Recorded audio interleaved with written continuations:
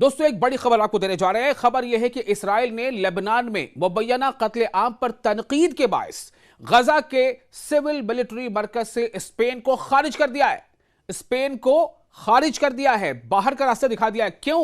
اسرائیل کیوں ناراض ہے؟ اور اسرائیل کے ایسا کرنے سے اسپین پر کیا اثر پڑے گا؟ اور کیا اسپین اپنا رخ میں تبدیلی لائے گا؟ یہ بہت اہم سوال ہے اور اس کا جواب ہم آپ کو بتاتے ہیں۔ میں ہوں آپ کا میزبان وصال اعظم۔ اسرائیل اسپین کو سول ملٹری کوارڈینیشن سینٹر یعنی CMCC سے نکال دے گا، جو غزہ میں جنگ کے بعد بین الاقوامی نگرانی کے لیے قائم کیا گیا تھا۔ غزہ میں جنگ کے بعد بین الاقوامی نگرانی یعنی انٹرنیشنل وہاں پہ ویجیلنس کے لیے قائم کیا گیا تھا۔ اس میں سے جتنے بھی دیش شامل تھے ان میں اسپین بھی تھا، لیکن اسرائیل کا کہنا ہے کہ ہم اس میں سے اسپین کو الگ کر دیں گے۔ کیوں؟ یہ بہت اہم ہے۔ اسرائیلی وزیر خارجہ مطلب ہوتا ہے ایکسٹرنل افیئرز منسٹر یعنی ودیش منتری۔ اسرائیلی وزیر خارجہ گیدیون سار نے 10 اپریل کو اس کا اعلان کیا ہے۔ گیدیون سار نے کہا ہے کہ یہ فیصلہ اسپین کی حکومت کے اس مبینہ اسرائیل مخالف تعصب کی بنیاد پر کیا گیا ہے جو اس نے لبنان اور ایران کے حوالے سے اسرائیل کی جنگی کارروائیوں پر تنقید کرتے ہوئے ظاہر کیا۔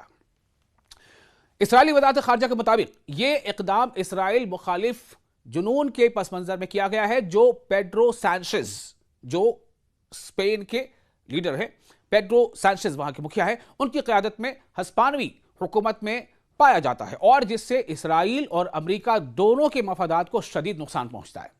دراصل آپ کو دوستو یاد ہوگا نا کہ اسپین ایک ایسا واحد ملک ہے جس نے کھل کر ڈونلڈ ٹرمپ کی بھی مخالفت کی تھی، یہ کہتے ہوئے کہ آپ نے ایران پر جو حملے کا فیصلہ لیا ہے، جو حملے کی جو قدم بڑھایا ہے یا جو حملہ شروع کیا ہے، یہ غلط ہے، یہ انٹرنیشنل لا کی خلاف ورزی ہے۔ اسپین نے کھل کر کہا تھا اور اسپین نے یہ بھی کہا تھا کہ ہم ایران پر حملے کے لیے کسی بھی طرح سے جو ہماری مدد ہو سکتی ہے ہم نہیں دیں گے، نہ تو ہم اپنا ایئر اسپیس یوز کرنے دیں گے، نہ ہم کسی بھی طرح سے مدد کریں گے۔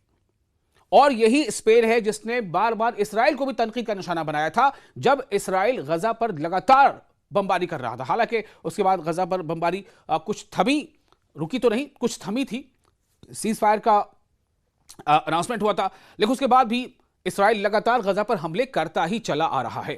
تو اس کو لے کر کے اسپین نے بالکل سخت آواز اٹھائی تھی، تنقید کیا تھا، اور اب اسرائیل اسپین کو اسی بات کی کہیں نہ کہیں سزا دینا چاہتا ہے۔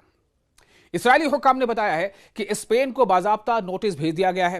امریکہ جس کا عملہ غزہ کی سرحد کے قریب واقع قصبے کو کیریات گیٹ میں CMCC کی قیادت کر رہا ہے، اس کو پہلے ہی آگاہ کر دیا گیا تھا۔ وزیر خارجہ نے کہا، اسرائیل کے وزیر خارجہ یعنی کہ ودیش منتری نے کہا کہ سانچیز جو اسپین کے لیڈر ہیں، سانچیز حکومت میں اتنا واضح اسرائیل مخالف تعصب موجود ہے کہ وہ ڈونلڈ ٹرمپ کے امن منصوبے پر عمل درآمد اور CMCC کے دائرہ کار میں مثبت کردار ادا کرنے کی صلاحیت کھو چکی ہے۔